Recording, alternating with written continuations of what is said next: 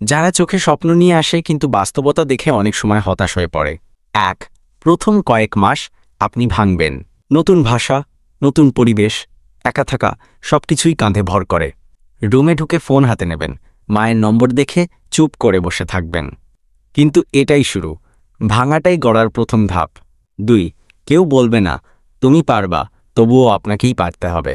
বিদেশে সবাই ব্যস্ত, কেউ এসে বলবে না চলো আমরা একসাথে চলি।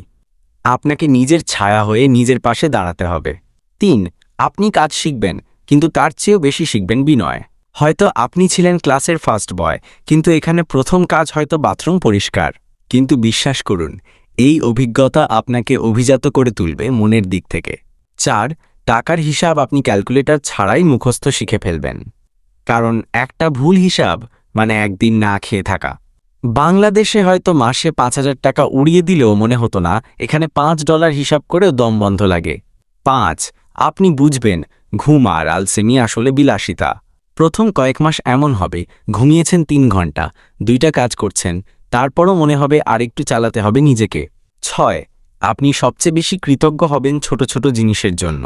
১ কাপ হালকা গরম চা, একটা কল আসা দেশে থাকা কারো কাছ থেকে, রুমে কারো একটা হাসি মাখা কথা, সবকিছু হীরার মতো দামি লাগবে।